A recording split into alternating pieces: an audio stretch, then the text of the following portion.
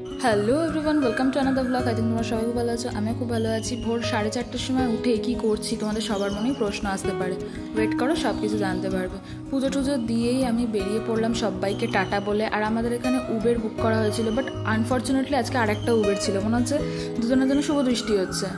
যেহেতু এতটাই ভোর ছিল তাই যেন বেশি জ্যামেও পড়তে হয়নি, চোখের পলকেই একেবারে পৌঁছে গেলাম রাস্তার সৌন্দর্য উপভোগ করতে করতে হাওড়া স্টেশনে।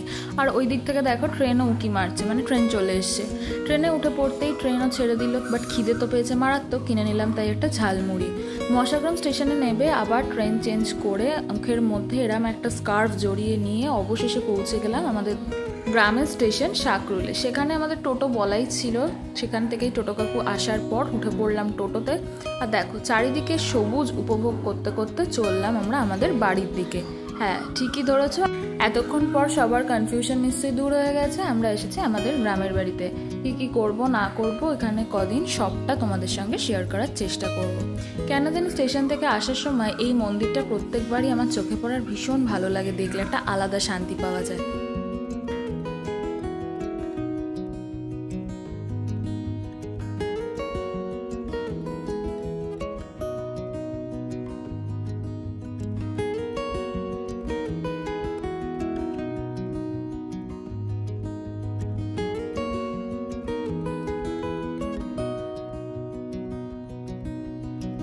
বহুদিন পর গরুর গাড়ি ধানের পালুই দেখে মনটা যেন একটা আলাদাই শান্তি পেল। আর এই যে দেখতে পাচ্ছ সামনের গাছটা, এটা কিন্তু সেজেজেম্মার বাড়ির গাছ। সেজেজেম্মার ঘরে গিয়েই উঠবো, বাট তার আগে চলো তোমাদের সাথে এই পাশটা একটু শেয়ার করে নিই। এই যে সামনের জায়গাটা দেখতে পাচ্ছ, এটা হচ্ছে রান্নাঘর, আর এইগুলো হচ্ছে আমাদের মাটির বাড়ির ঘরগুলো। যতই গরমে বাঁকুড়ার টেম্পারেচারে গা পুড়ে যাক না কেন, এই মাটির ঘরগুলো এতটাই ঠান্ডা যে ঢুকলে একটা আলাদা রকমই শান্তি লাগে। ফার্স্ট ঘরটা কমপ্লিট করে চললাম এবার সেকেন্ড ঘরের দিকে। আর সেকেন্ড ঘরটা হচ্ছে আমাদের ঘর। আমরা ঢুকেই সেই জন্য কী করেছিলাম, প্রথমেই লাগেজগুলো ঘরে একেবারে ঢুকিয়ে খাটের ওপর তুলে দিয়েছিলাম। ভাবলাম আগে ভিডিও করে নিই, কারণ এখানে এখন লাগেজ করলে আর আমি কিছু দেখাতে পারবো না, তারপরে না হয় আমি ফ্রেশ হতে যাব। তারপরেই গেলাম হচ্ছে একদম লাস্টের ঘরটায়। আর এখানে দেখো এখনও ওই কনসেপ্টটা রয়েছে, ওই শিকল দেওয়ার ব্যাপারটা। এটা না সত্যি খুব ভালো লাগে দেখতে, কারণ শহরের বাড়িতে তো এরকম দেখতে পাওয়াই যায় না।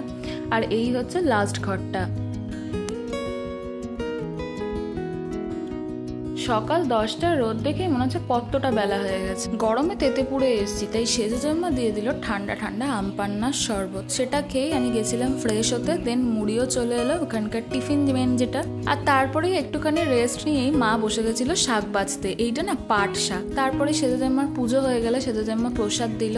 আর তারপরে স্নান টান সারার পর আমাদের শুরু হলো খাবার দাবার বাড়া।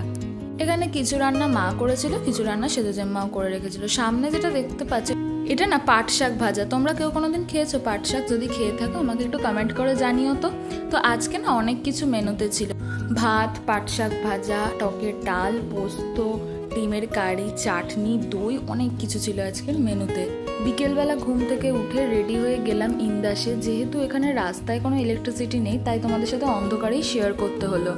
এখানে আসার পরে কিনতে এসেছিলাম মেনলি মিষ্টি, কারণ এখানের মিষ্টি এত ভালো খেতে আর মাত্র 5 টাকা থেকে পাওয়া যায়। বললে হয়তো কেউ বিশ্বাস করবে না। তেজেজমা বলেছিল আইসক্রিম নিয়ে আসার জন্য, সেটাই কিনে বাড়ি গেলাম। চলো আজকের মতন এতটাই। ভিডিওটা ভালো লাগলে লাইক, শেয়ার, সাবস্ক্রাইব, টাটা।